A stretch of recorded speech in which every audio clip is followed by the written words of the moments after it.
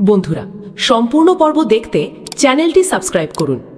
একসময় যে আয়ুষ্মান গাঙ্গুলির নাম শুনলেই সবাই সম্মানের সঙ্গে মাথা নত করত, সেই আয়ুষ্মানকেই একদিন সাইকেলে করে মানুষের বাড়ি বাড়ি পার্সেল পৌঁছে দিতে হবে।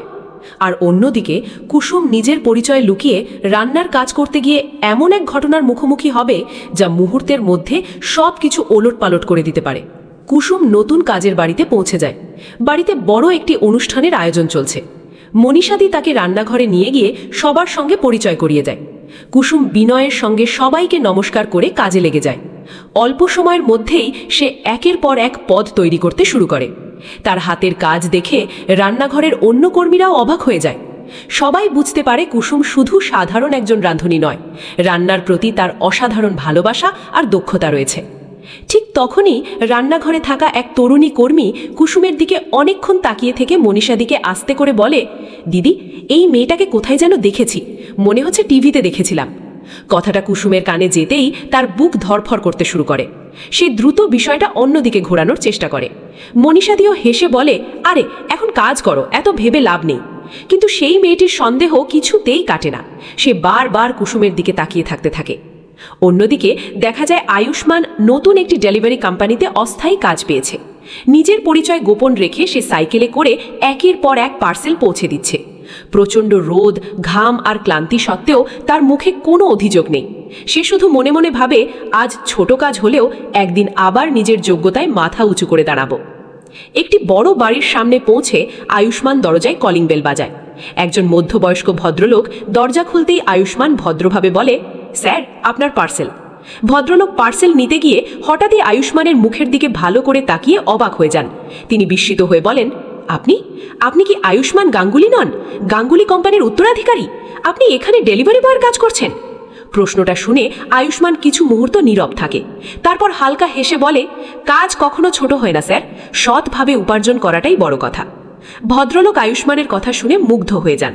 তিনি বলেন, আজকের দিনে আপনার মতো মানুষ খুব কম আছে। চাইলে আপনি নিজের পরিচয় ব্যবহার করে অনেক সুবিধা নিতে পারতেন, কিন্তু আপনি নিজের পরিশ্রমকে বেছে নিয়েছেন। আয়ুষ্মান বিনয়ের সঙ্গে ধন্যবাদ জানিয়ে সেখান থেকে চলে যায়। তবে দূর থেকে একজন ব্যক্তি পুরো ঘটনাটি মোবাইলে ভিডিও করে ফেলে। এদিকে কুসুমের রান্নার সুগন্ধে অনুষ্ঠান শুরু হওয়ার আগেই সবাই মুগ্ধ হয়ে যায়। অতিথিরা একের পর এক খাবারের প্রশংসা করতে থাকেন।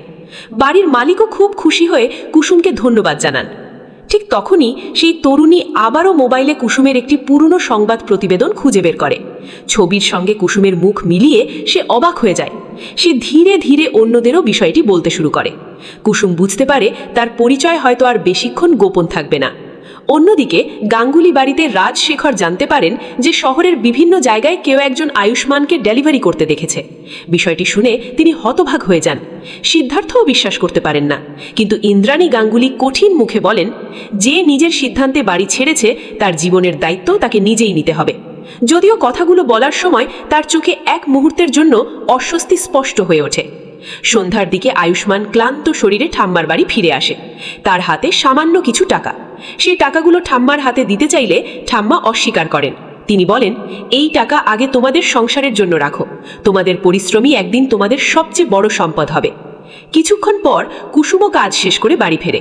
সেও আজকের পারিশ্রমিক হাতে পেয়েছে।